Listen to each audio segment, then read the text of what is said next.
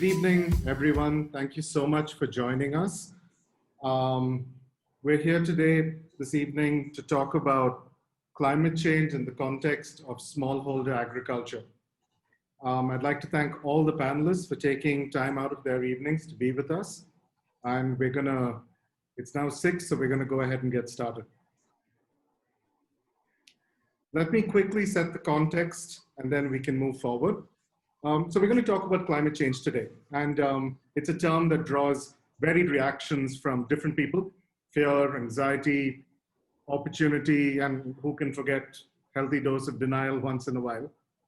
But for those of us working with agriculture and farmers, it has also come to mean longer dry spells, but also increased rainfall, coastal surges, soil salinity, declines in our water tables, pests and pathogens and weeds showing up in places we haven't seen earlier and behaving in ways we haven't noticed earlier as well.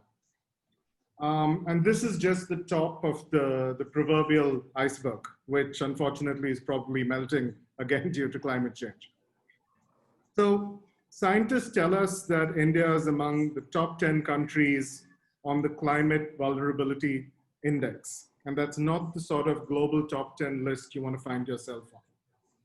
And irrespective of how you view this subject, one overwhelming fact remains, and that's that India will have to produce 50 million tons more food in 2030 than it did in 2019 to feed 200 million more people that we will add to the population by then. Now, Omnivore is committed to making every farmer in India more productive, more sustainable, and more resilient.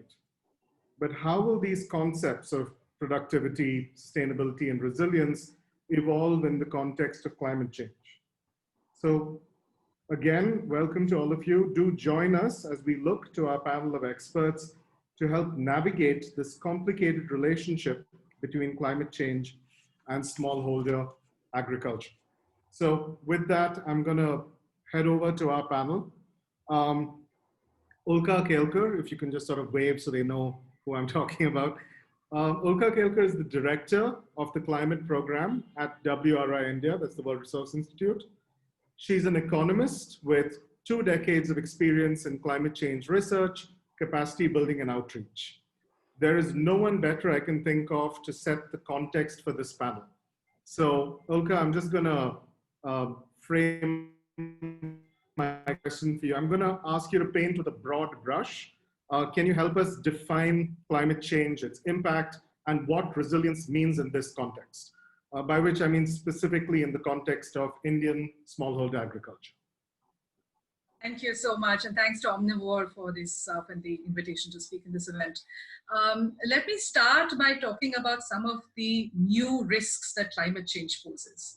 India is not new to climate risks. Many of our areas are highly drought prone, adapted to these kinds of extreme events. But what new is climate change bringing? And we all know about temperature increase, but specifically minimum temperature is projected to increase, which has implications for crops like wheat. You mentioned about the extreme rainfall events. You know, the extreme rainfall events have increased by 75% over the last few decades. And this means that the rainfall is getting concentrated on a few days, and you have longer dry spells between the rainy days.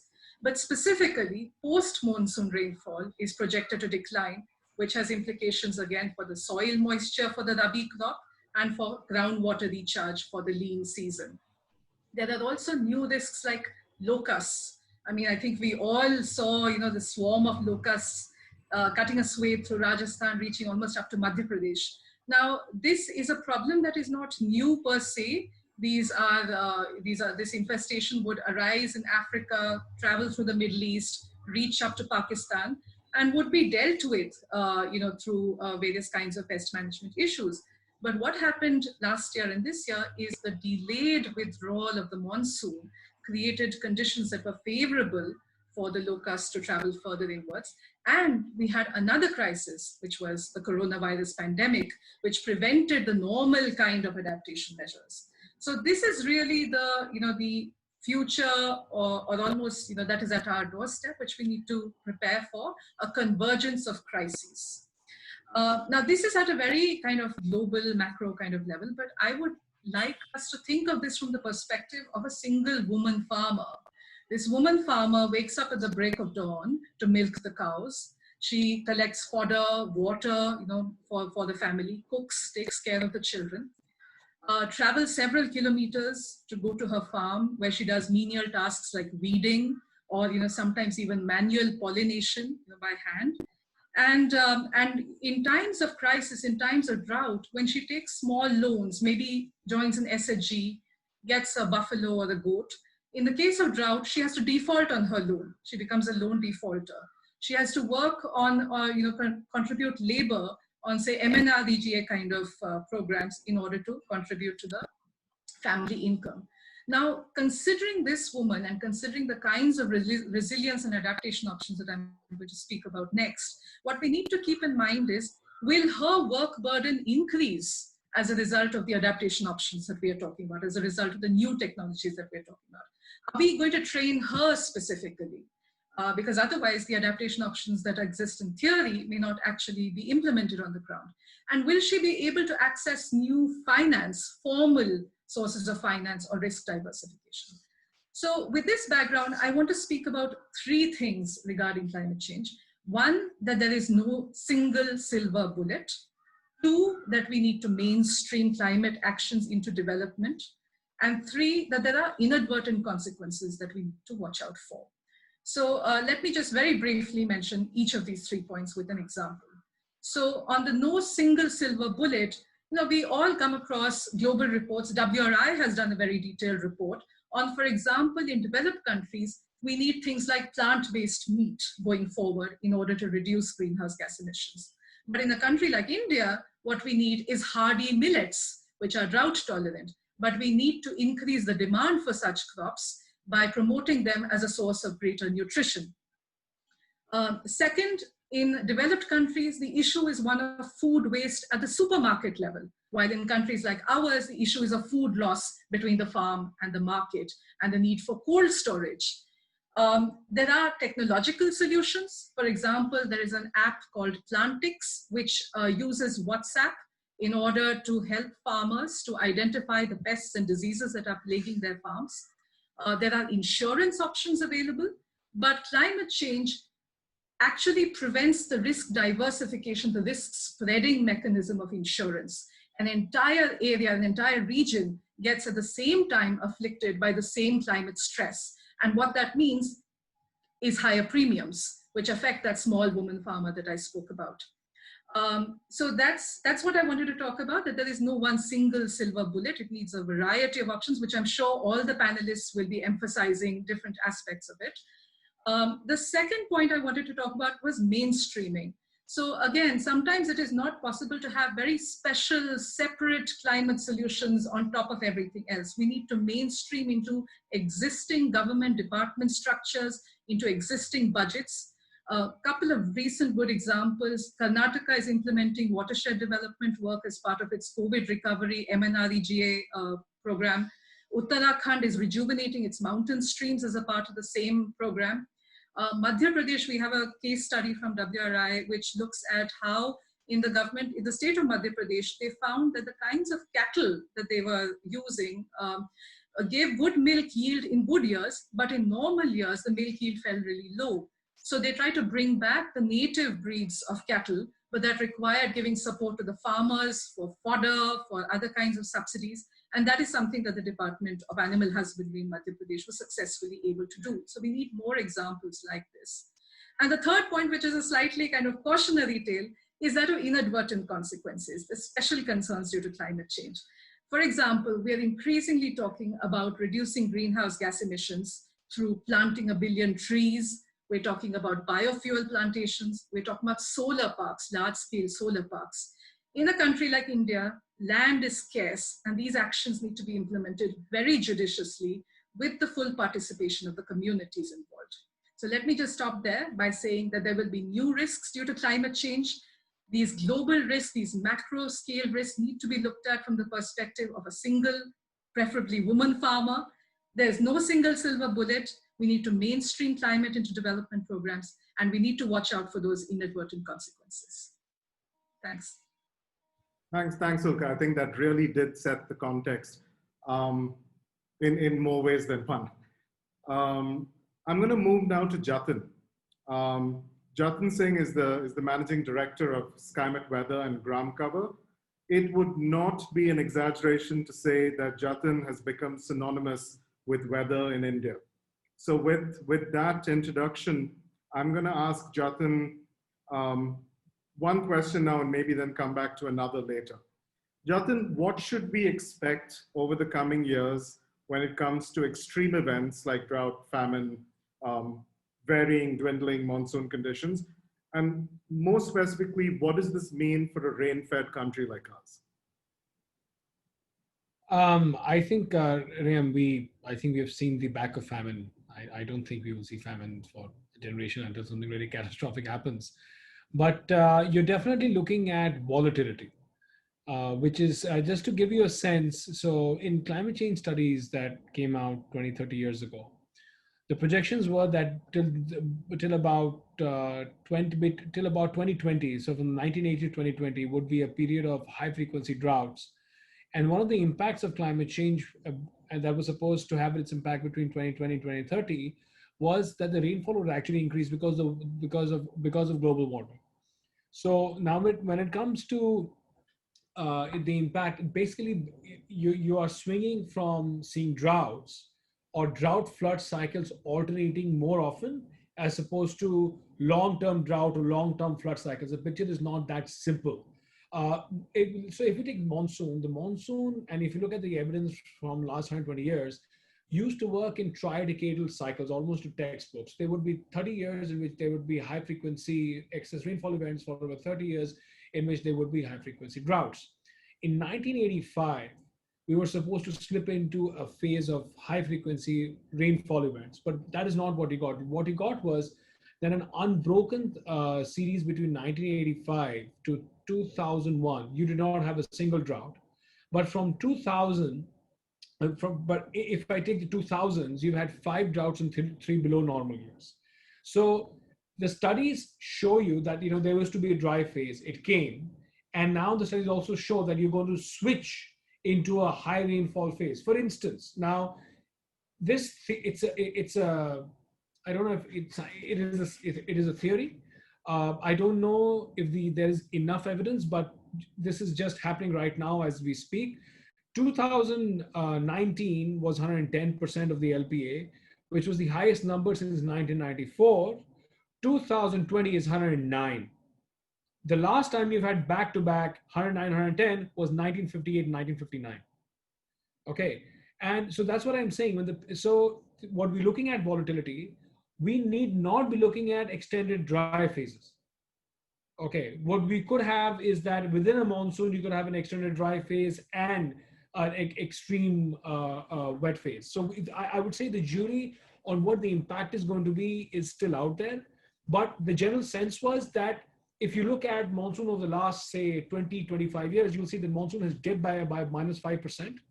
And the averages have been near about the same, but the number of rainy days have gone down, which goes back to the theory that you get a lot of rainfall at the same time, as opposed to a normal even distribution of rainfall that kind of coincides with our crop cycle. Rather, our crop cycles have adjusted to the rainfall patterns. So that's what I meant. The averages are going to be a little 5% here, 10% there, but it's the distribution that will vary. And the key problem that we are now facing is that I'm right now just talking about monsoon, which is 75% of the rainfall. How it distributes in that 4 months is something that cannot be predicted. The average can be.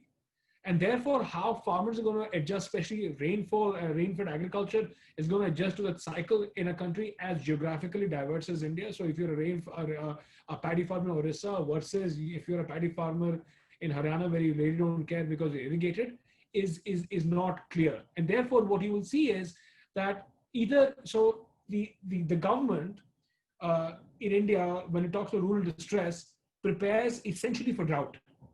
Because droughts in history of India was synonymous with famine. Our policy interventions, and for good reason, we don't understand volatility. So if I'm in one geography, I am facing feast and famine within this a relatively short time period. So how do you really adjust to that volatility? You could have, for instance, Madhya Pradesh keeps on raining. It doesn't matter.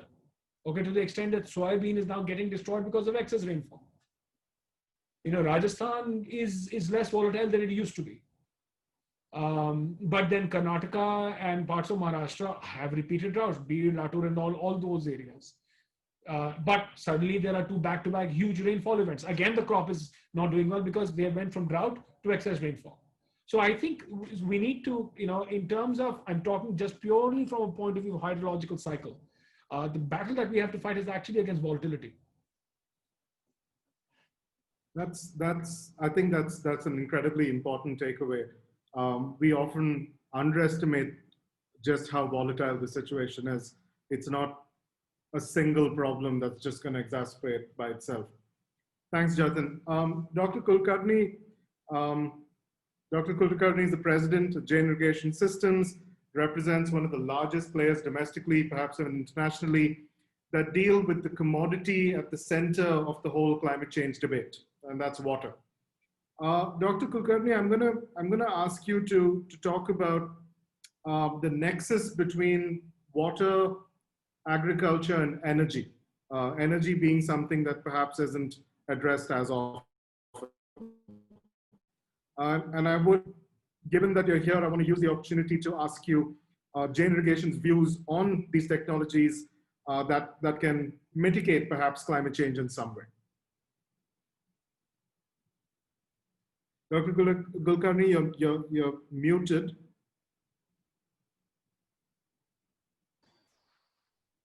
Hello. Am I audible? You're audible, sir. Okay. So thank you very much, Mr. Rai, for introducing me. Climate change is here to stay. It's not so easy to tackle so easily because we cannot manipulate climate so much. But there are technologies where we are able to mitigate the challenges faced due to climate change. And it is possible to have a climate-proof agriculture. The technologies are so developed that it is possible to have a monsoon-proof or climate-proof agriculture for smallholder farmers particularly. As rightly said by one of the panelists about the availability of water due to irregular monsoons, sometimes averages are okay, but it's not well distributed. And during those times, particularly in Deccan Plateau, like states like Maharashtra, Karnataka, Telangana, part of Madhya Pradesh, Gujarat, they face a lot of drought situations intermittently. Sometimes the average looks okay. In that case, what is required is the storing of the water when it is available. And this is possible through rainwater harvesting into farm ponds, rechargeable wells and bores. And it is possible to mitigate the short spells which happen during monsoon time, and during emergency you can give water, irrigate the crop. It is also essential to save the water which is stored in farm ponds and rechargeable wells and bores. And this can be done by minimizing the wastage of water and using through efficient irrigation systems like drip and sprinkler. Drip and sprinkler, particularly sprinkler irrigation, reduces the microclimate temperatures of the field by 2 to 3 degrees centigrade minimum. Sometimes it can be even more because of the evaporation of the droplets on the crop. And you can mitigate both temperature as well as water shortage.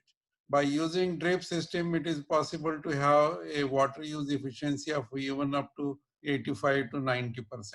And you can save almost 50% water, increase more area under irrigation. So I think this is one way of mitigating water shortages.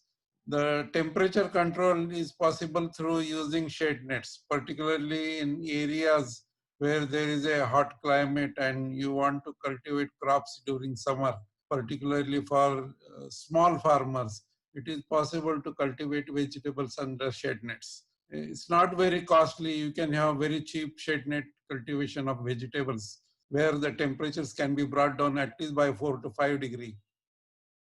And you can cultivate vegetables even during off season. So this is one of the way of mitigating climate change, particularly variation in temperatures.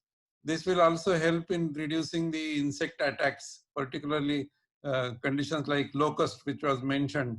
If you have shade net cultivation of the crop, the insects cannot enter into shade net, and it's possible to prevent particularly high value crops like fruits, vegetables, and spices, and herbs, which are high value, and exotic vegetables which can be grown under shade net.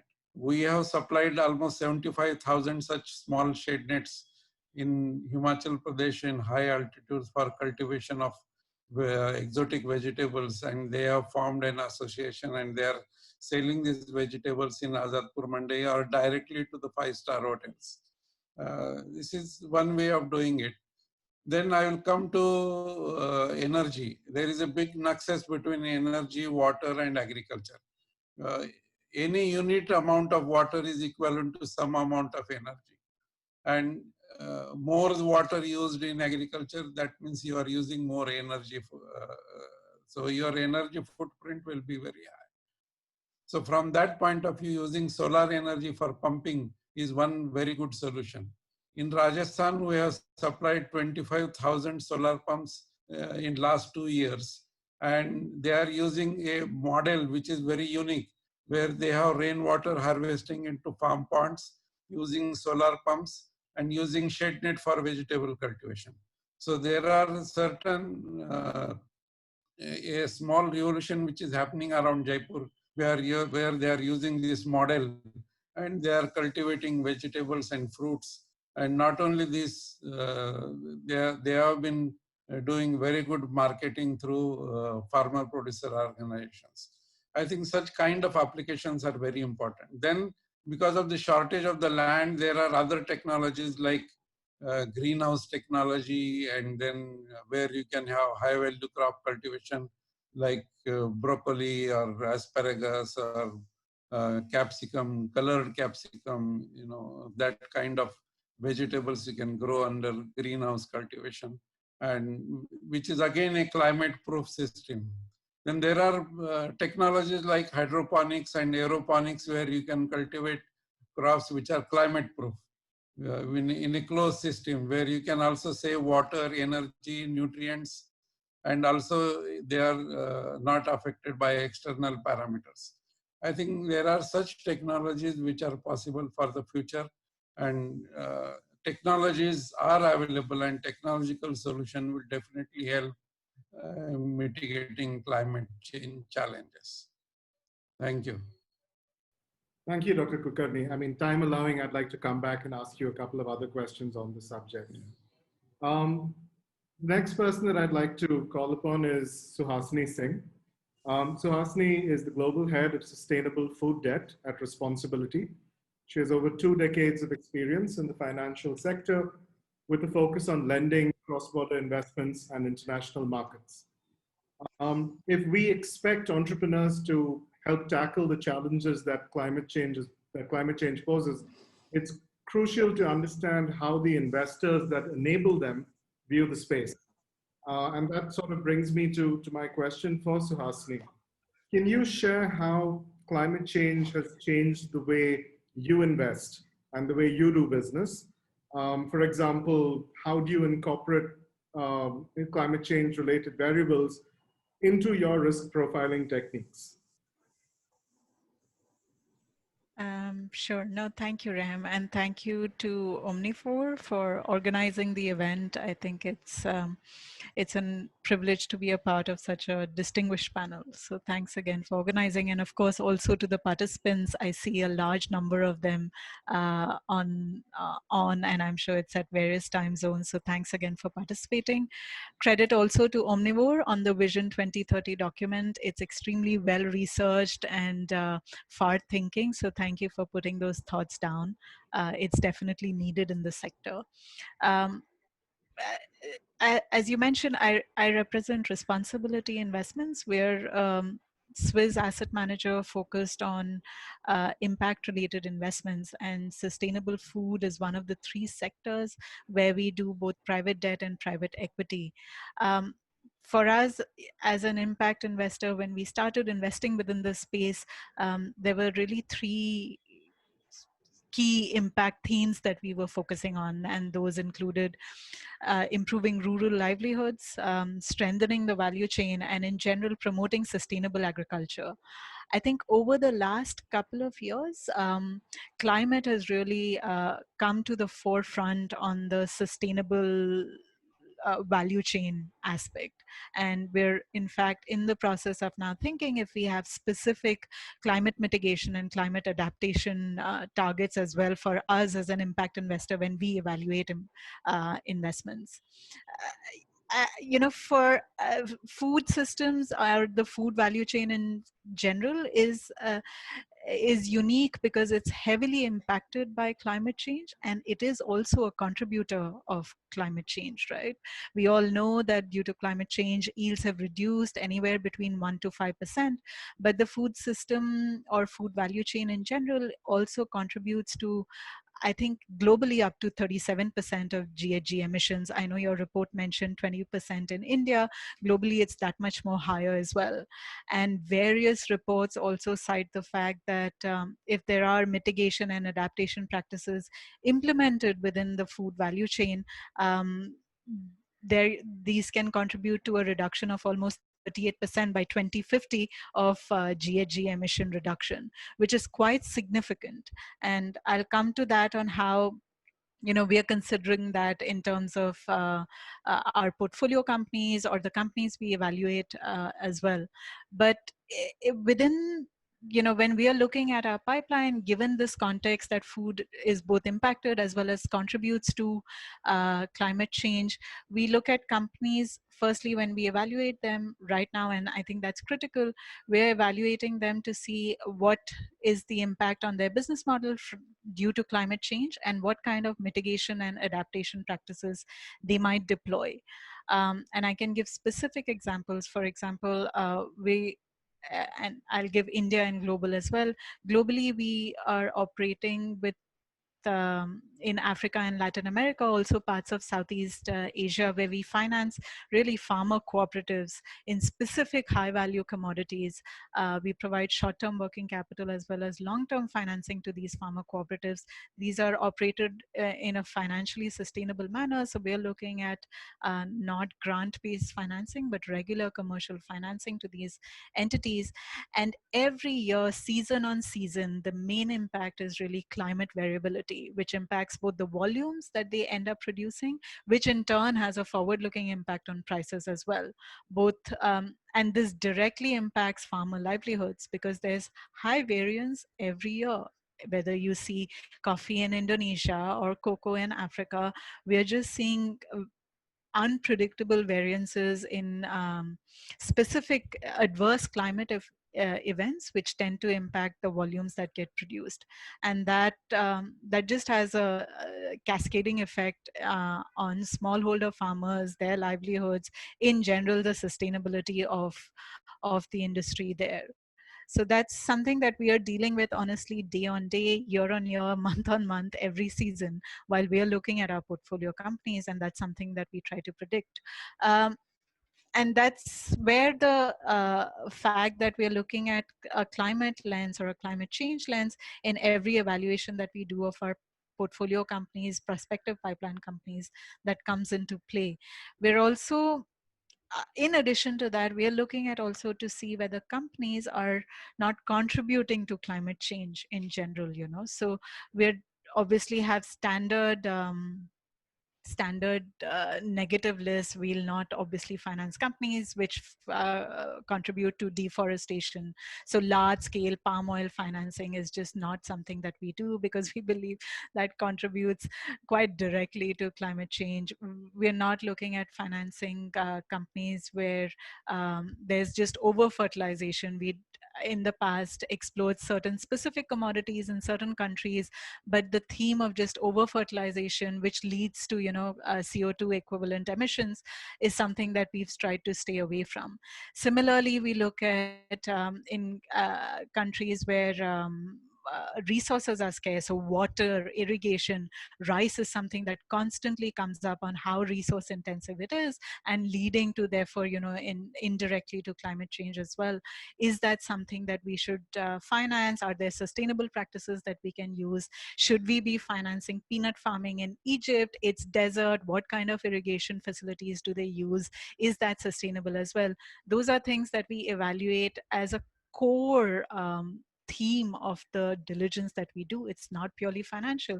It's, I think, intrinsically linked to the business model of the company in general.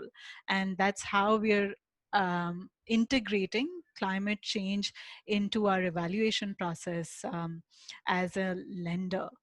I think the third theme that I wanted to speak about is, and that gets covered, when you speak about climate change, everyone instinctively thinks of climate change impacting production assets, or production and livestock farming contributing to climate change. That is true, but research also shows, so this 38% of GHG reduction that I said for 2050, there the research indicates that out of that, about half will probably come by sustainable land use, which is where your deforestation and other factors come in.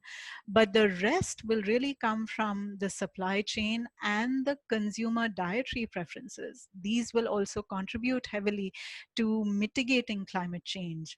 And I think that's where the relevance in India also comes. The fact that production is so fragmented, it's very hard to although there are now several ways in which we are trying to implement sustainable practices even at smallholder farming level.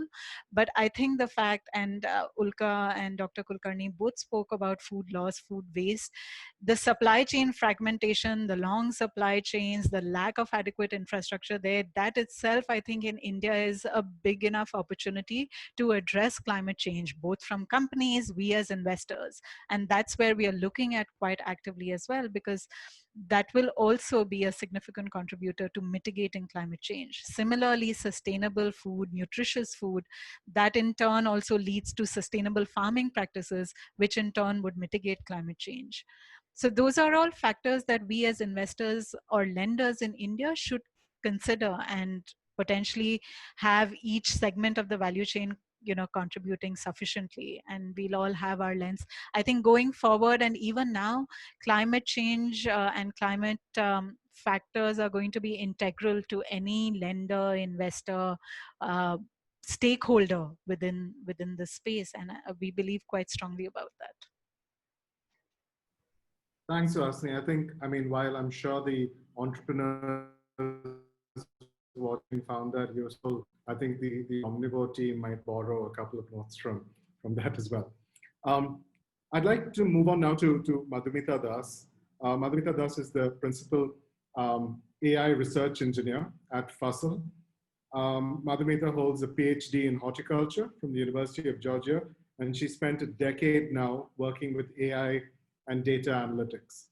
So before I ask Madhumita the question I have planned, I should point out that at Omnivore, we're big believers in the power of entrepreneurship to fix many of the world's problems. But that implies that entrepreneurs need to view our problems as opportunities instead, which might appear a bit dark, but only viewed very myopically. So with that in mind, Madhumita, can you tell us about the opportunities that climate change have presented to the agri-tech sector? What's the state of the sector today, and where do you see it heading? Sure. Thank you so much, Reihem. It's a great honor being part of this discussion. I especially part of such a distinguished panel, and I would like to thank Omnivore for arranging this. It's great, and to see so many attendees, and it's definitely very educational for an entrepreneur like us. Saying that, I think a lot of the points have been already covered by, like, as Suhasni mentioned, that a major focus should be right now on sustainability. And that's what we are also focusing on. Like, if you talk about opportunity, then we see this opportunity in India.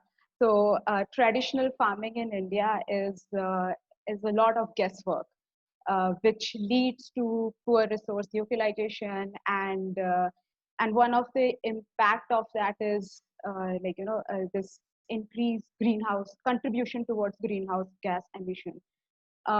If we talk about some of the major contributors, then synthetic fertilizers like the nitrogenous fertilizers, they produce nitrous oxide, which is 300 times more potent than carbon dioxide.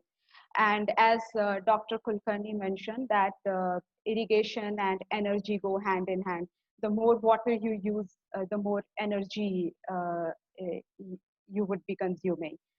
So saying that, we at Fasal are focused on, like, we are based, our principle and vision is based upon the technology of precision farming, or you can say variable rate application technology, which is now being also called agriculture 4.0.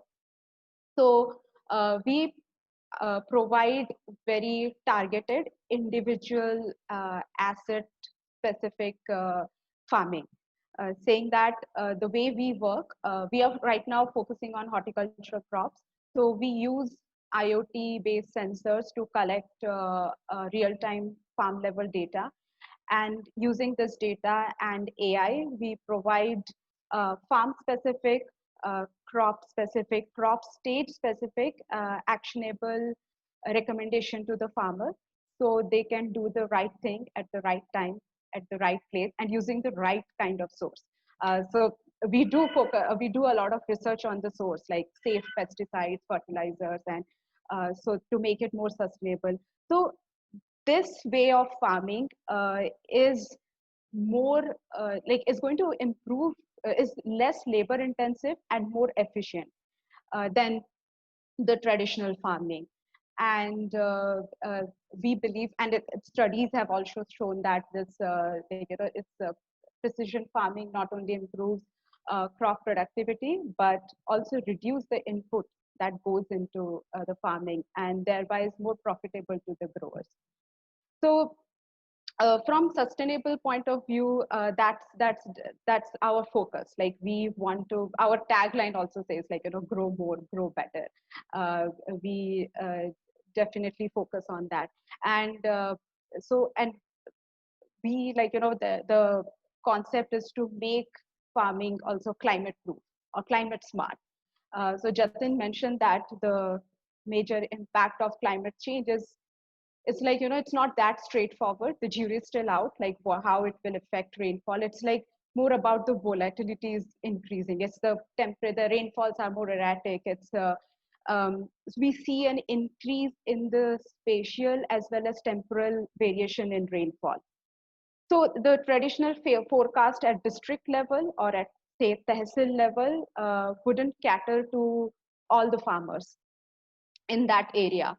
So that's why we focus on, further downscaling the forecast and providing more hyperlocal microclimate forecast to the farmers.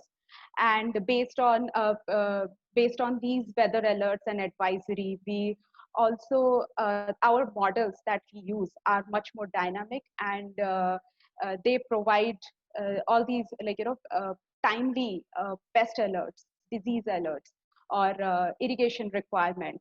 So also Ulka mentioned that one of due to climate change, we see new pests or new diseases occurring that have been never heard of. So, and that is because you see sudden, rainfall in spring, or pre-monsoon rainfall, or post-monsoon rainfall, or even during the rainfall or monsoon season also. That's the perfect condition for the pest and disease to grow, or the pathogens to grow.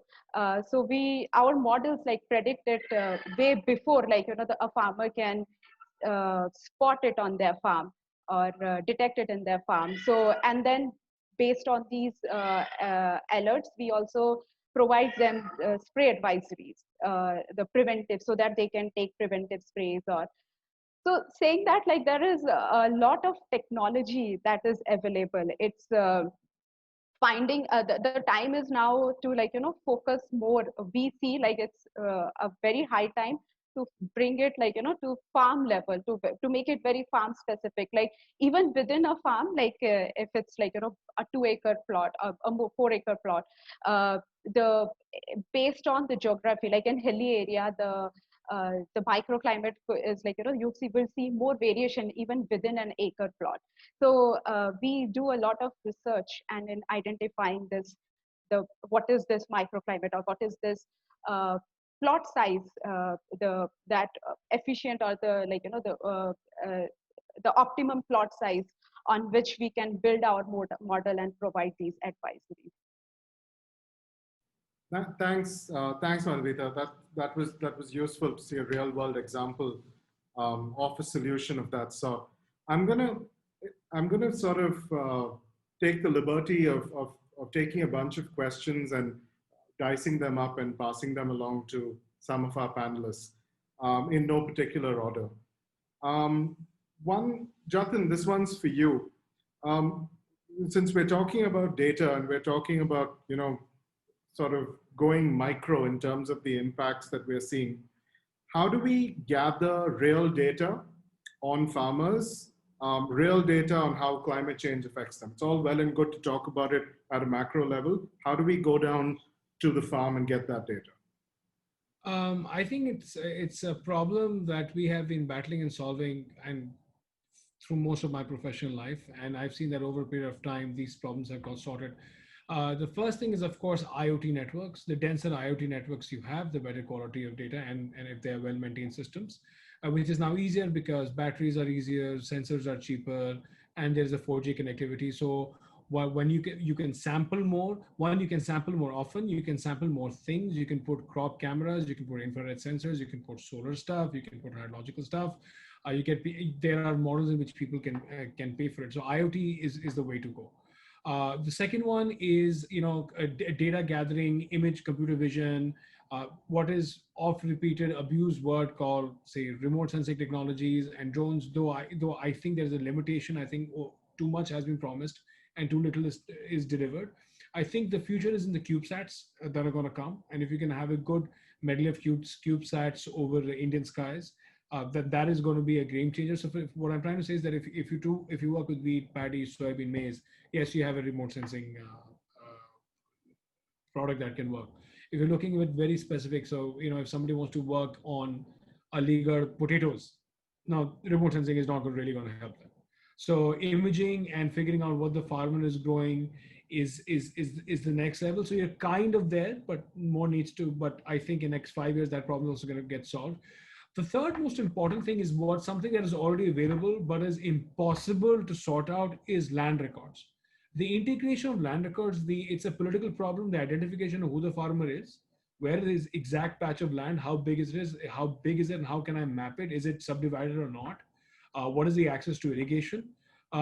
These are all governmental records. It's very difficult to get hold of, but once you start sewing it together, you get a lot of efficiencies in that. So you can find cluster of farmers, then you figure out that land holding sizes have actually something to do with what they grow, what is the access to an actual road or irrigation. I get the sense that the soil type also has something to do with plot sizes. So as I said, 3 levels: IoT, imaging, and maps. Is going to go a long way in solving that. See, we have deployed a lot of our data to fintech. And the only way you can reduce basis risk, both from lending as well as an insurance point of view, if we insure that one farmer or we lend to that one farmer. A lot of our agriculture interventions so far have been on an area averaging. So the cost of going into one individual farmer is going to take time. Noted. Thanks, Jatin. The next question, and again, I'm sort of pulling some of these together. I'm going to ask Dr. Kulkarni, Ulka, and Suhasni in a different way, but in that order. Dr. Kulkarni, questions arise as to the ability of farmers to invest in these sort of technologies, which have perhaps longer term benefits and how farmers view the ROI on investments of this nature, on solutions of this nature. How do you view these issues and how do you market them to your farmer customers? Yeah, it's a very good thought to give actually. Whenever there is an investment, additional investment for new technology, we should see how much is the return on investment. And if you see the technologies which are available for saving water, saving energy, or saving fertilizers, the technologies, when they are applied, the returns have to be much more than what investments have been done. Just to give an example of application of drip irrigation, uh, initial investment could be there, but once you invest, you reap the benefits for next 10 years. So from that point of view, and there is also saving of water, you increase area of irrigation almost more than 50%. Like there is a 50% saving of water, so you can double the area of irrigation. You can also save 30% fertilizers. You can save 30% on energy. So there are a lot of opportunities where you can save a lot of investments into agriculture by using one single technology like drip irrigation. Similarly, there are other technologies like using a proper management system where you irrigate crops at a particular frequency rather than depending upon flood irrigation, where you are giving water at the right time. So it's not only saving resources, but increasing productivity. Now, if you consider the productivity increase in various crops, it can be anywhere between 50% to 300% increase in productivity by simply properly managing resources like water, fertilizer, and management. So these are very important things which have to be considered while we are cultivating crops. Just to give an example, in Maharashtra and Karnataka, particularly in Maharashtra, 60% of the water is used for only 3.4% crop of sugarcane, which is a criminal waste of water. Now, if you use drip irrigation in that, you can use only 30% of the available water for sugarcane, and rest of the water will be available for cultivating cereal crops, pulses, or fruits and vegetables. So there is a lot of impact of using technology on increasing productivity and availability of food for the people. There is also, there are also technologies which are available like vertical agriculture, where you can save on land. Now, land is also limited, land resource is limited. And water, land, energy nexus is very important for future agriculture. Uh, Energy in agriculture is very critical. Many a times energy is available, but there is no water, or sometimes there is plenty of water, but no energy. So that kind of situation arises in many places. So for that, solutions are available. Only thing is initial investment will be there, but government is giving lot of subsidies. There is 50 to 90% subsidy for drip irrigation, where you are saving almost 50 to 60% water. Noted. There are also subsidies available for solar pumps or solar energy. I think these have to be utilized very effectively. So solutions are there, and though initial investment is there, but there is a lot of government support also for these new technologies. And I think this will make a revolution in days to come. Thank you, Dr. Kulkarni. Ulka, the sort of along the same thread,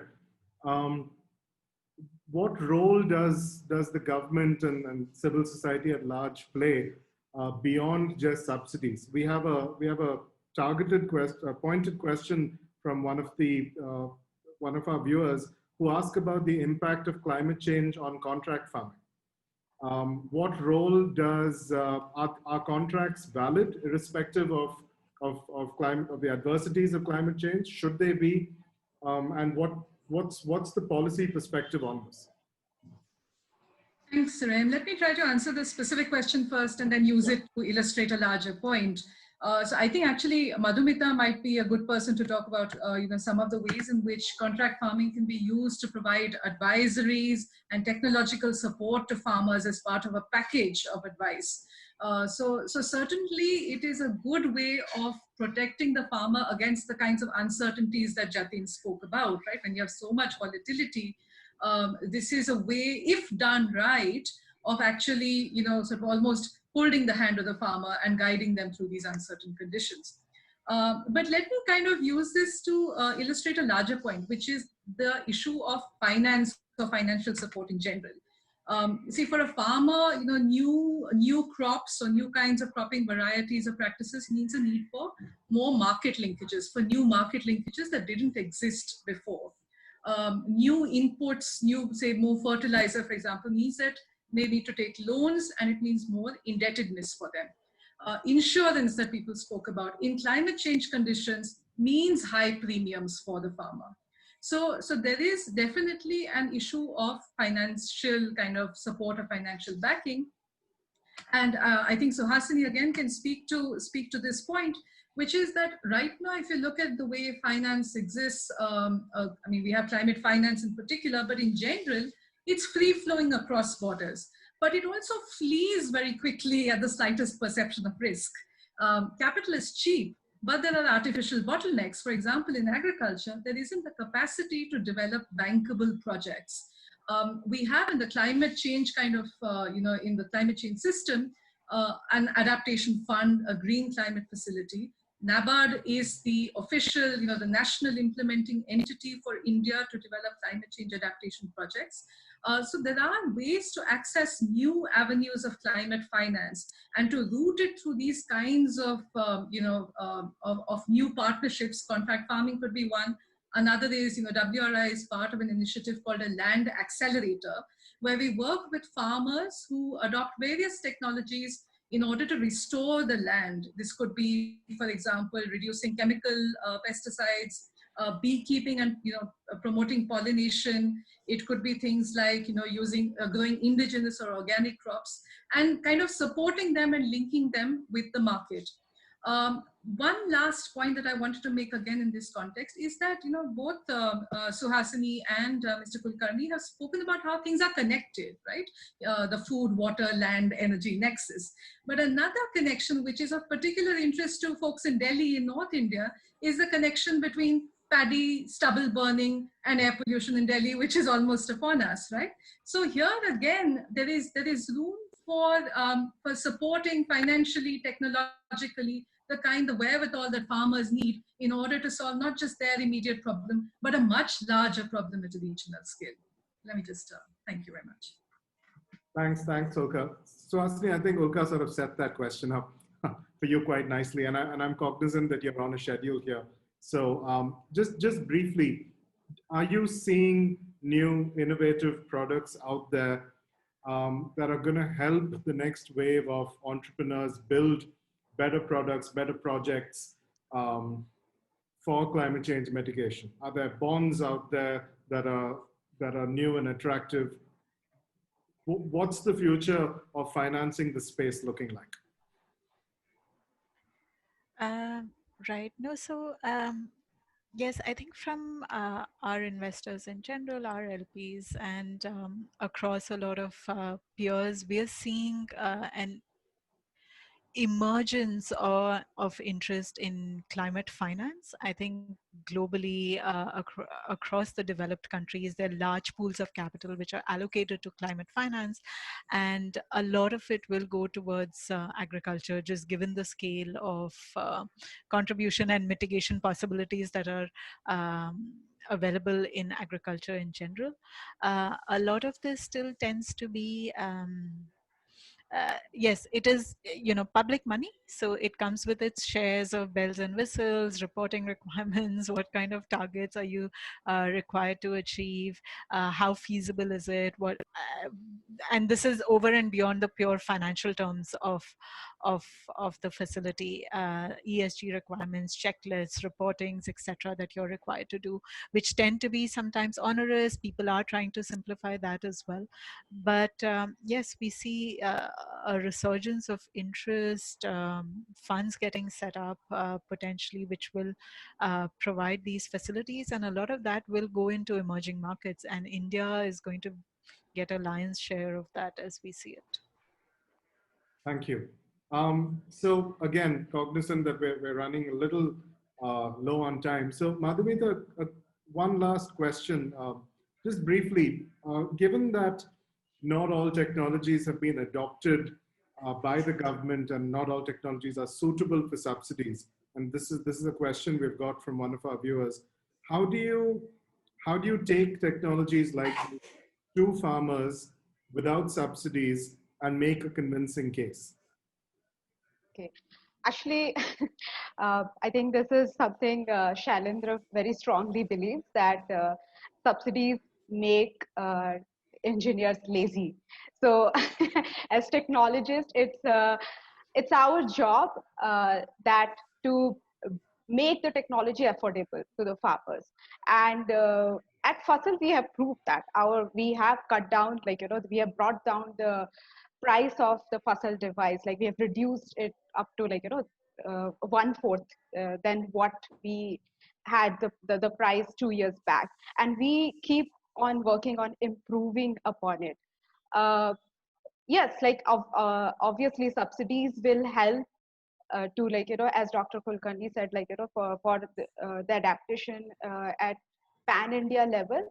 But saying that, we believe even whenever we think of a technology, we think of various ways that we can provide a different form of technology or different variation of this technology, so that all sort of farmers, especially keeping the farmers in India in mind, 80% are marginal farmers, that this technology is affordable and suitable to their needs, to their requirements.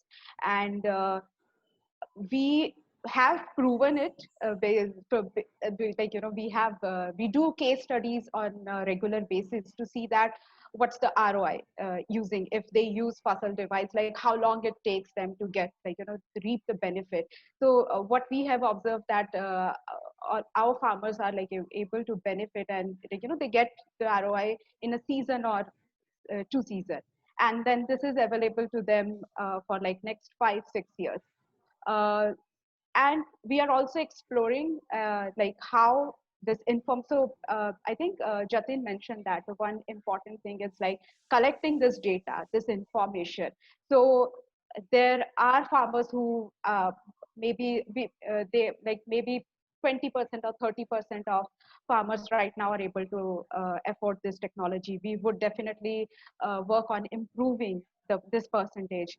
And those who are not able, we have this data. We have data now at much more granular level. So this information then could be made available to other. It might not be as accurate as having the device installed and having, but still it will be far more better than using the traditional farming approach that they use. Great. I mean, listen, I think we're running out of time, so I'd like to take a quick moment to sort of sum up. And I think the best way to do that is to draw on what Jatin said earlier. What we're dealing with is volatility.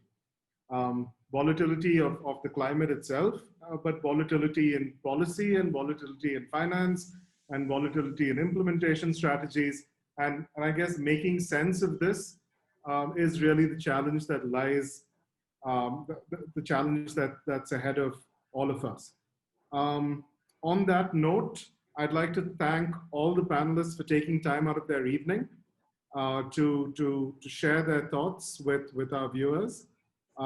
It's been wonderful. I would encourage everyone who hasn't accessed our report, the Vision 2030 report yet, to do so by visiting Omnivore's website, www.omnivore.vc. There is, of course, a section dedicated to climate change, which is what we spoke about today, but there's a lot more addressed there as well. So again, thank you so much, Madhumita, Dr. Kulkarni, Suhasni, Jatin, and Ulka, for taking the time out to share your thoughts with us this evening. Thanks, everyone, and we hope you have a great evening ahead.